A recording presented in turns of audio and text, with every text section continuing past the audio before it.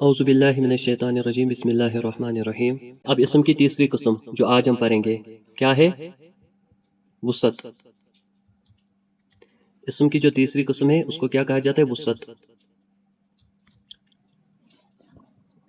وسعت میں دو چیزیں آتی ہے، ایک آتا ہے معرفہ، ایک آتا ہے نکرہ۔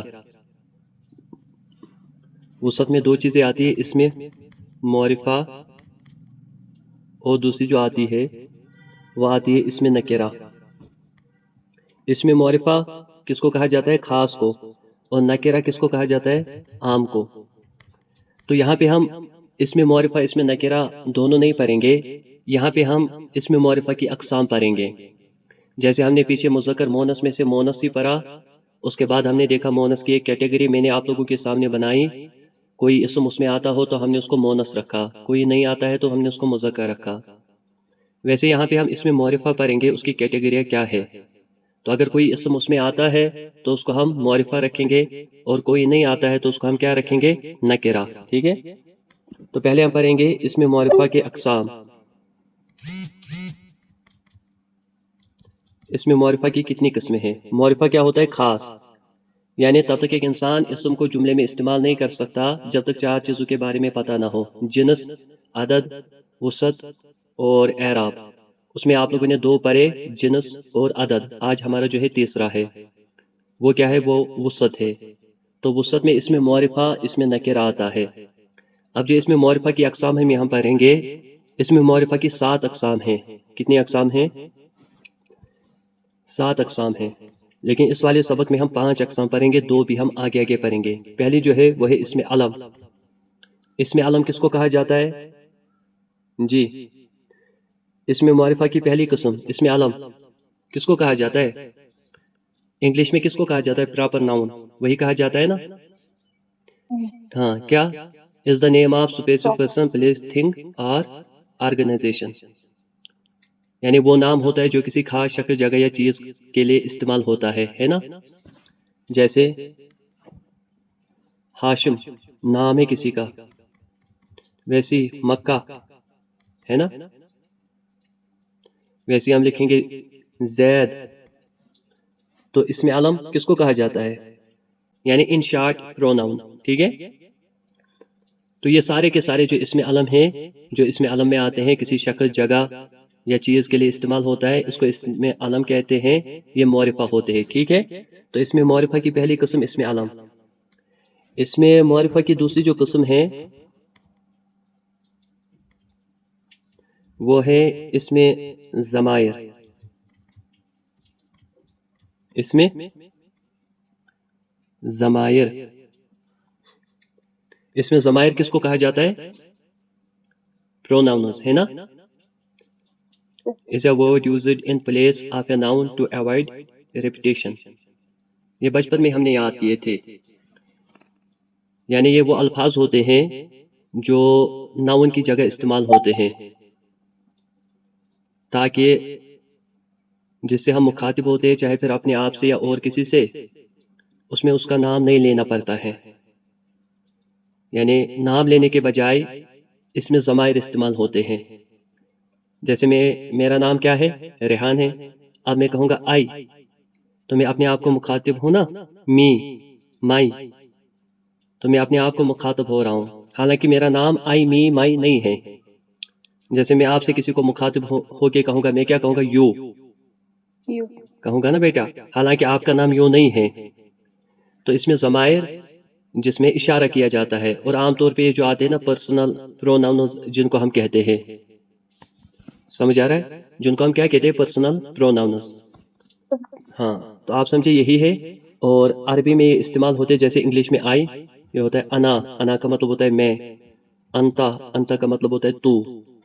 مذکر کے لیے انتا استعمال کیا جاتا ہے، مونس کے لیے انتے۔ ٹھیک ہے، تو یہ دوسری قسم ہے۔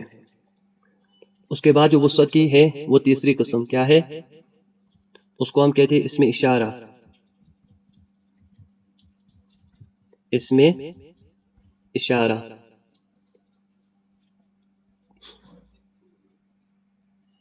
ہاں، یعنی مجھے لگتا ہے ڈیمانسٹریٹو پروناؤن ان کو کہا جاتا ہے۔ is a word used to point outer space पे पर्सन प्लेस आर थिंग, जो किसी चीज़ या शख्स की तरफ इशारा करके कहा जाए उसको कहा जाता है इसमें इशारा, या किसी चीज़ की तरफ, जैसे मेरे सामने किताब है तो मैं वहाँ पे इस्तेमाल करूँगा दिस, है ना। कोई चीज़ मुझसे दूर होगी मैं वहाँ पे इस्तेमाल करूँगा डैट। तो अरबी में करीब को कहते हैं हादा, ये तो सबको पता होगा। दूर को कहते हैं जालिका। ये मैं कुछ मिसालें भी दे रहा हूँ, ठीक है। तो इसमें मौरिफा की कितनी अक़साम है? 7। पहली इसमें अलम, इसमें जो भी शक्ल चीज़ जगह का नाम आता है वो इसमें अलम में आता है। इसमें ज़मायर यानी पर्सनल प्रोनाउंस, और इसमें इशारा।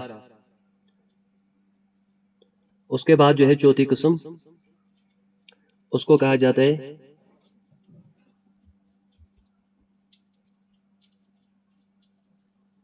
इसमें मौसूल, ठीक है। इसमें मौसूल किसको कहा जाता है बेटा?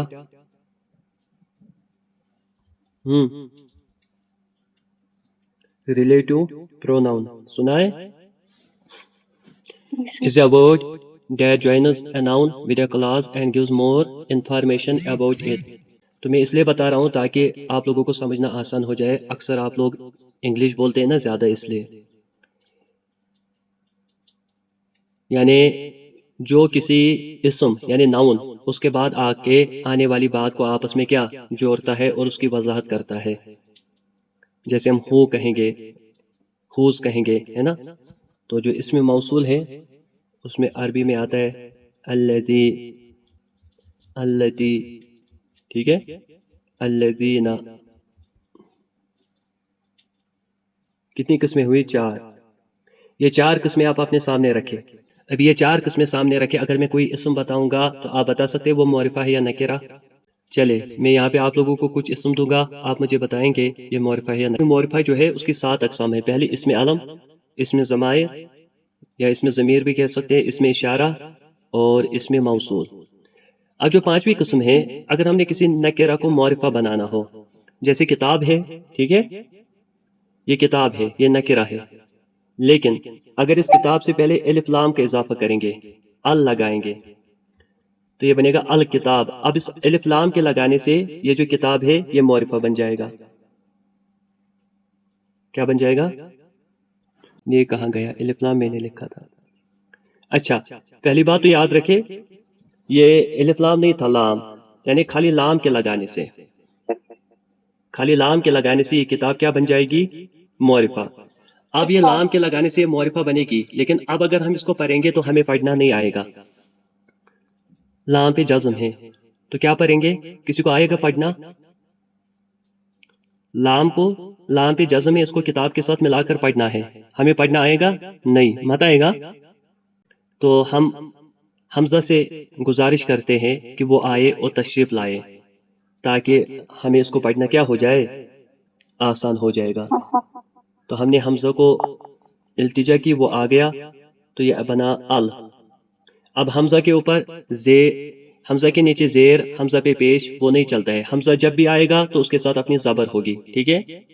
तो अब ये बना अल किताब। अब ये अल लगाने से मौरिफा बन गया। इतने में किताब थी, ये नकिरा थी। अब इससे पहले अल लग जाएगा तो ये क्या बनेगा? अल लगाने से ये मौरिफा बनेगा। कुर्सी नकिरा, इसको मौरिफा बनाना हो अलिफ लाम लगाएंगे, अल कुर्सियो, तो बन गई मौरिफा। वलद लड़का, कोई भी लड़का हो सकता है, लेकिन अल लगाएंगे तो बन गया अल वलदो।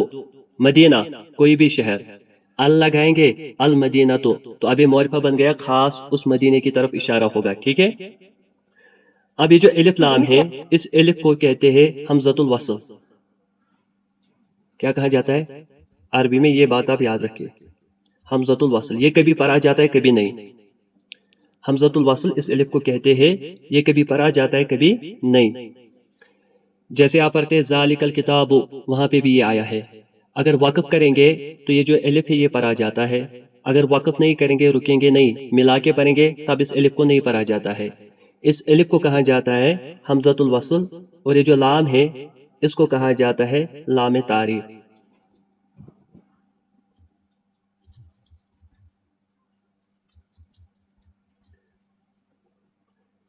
الف کو کہا جاتا ہے حمزۃ الوصل، لام کو کہا جاتا ہے لام تعریف۔ اب کسی نکرہ کو معرفہ بنانا کیسے بنائیں گے؟ اس سے پہلے ہم کیا لگائیں گے؟ الف لام، تو وہ معرفہ بنے گا۔ تو یہی اسم معرفہ کی پانچویں قسم ہے، جسے کہا جاتا ہے معرف باللام۔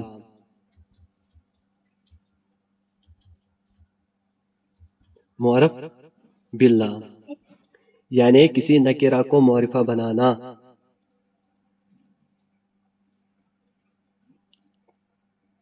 آیا بیٹا سمجھ؟ جی ہاں، کسی نکرہ کو معرفہ بنانا ہو تو اس کو پہلے الف لام کا اضافہ کیا جاتا ہے۔ تو یہ اسم معرفہ کی کتنی قسمیں؟ یہ پانچویں قسم ہے کہ کسی نکرہ کو معرفہ بنائیں گے، اس کو کہا جاتا ہے معرف باللام۔ تو اسم معرفہ کی پانچ قسمیں آپ لوگوں نے ابھی پڑھی۔ اسم علم ہے، اسم ضمیر ہے، اسم اشارہ ہے، اسم موصول ہے، اور معرف باللام ہے۔ کیونکہ اسم کو جاننے کے لیے یہ بھی پتہ ہونا چاہیے جس اسم کو ہم جملے میں استعمال کریں گے وہ خاص یا عام۔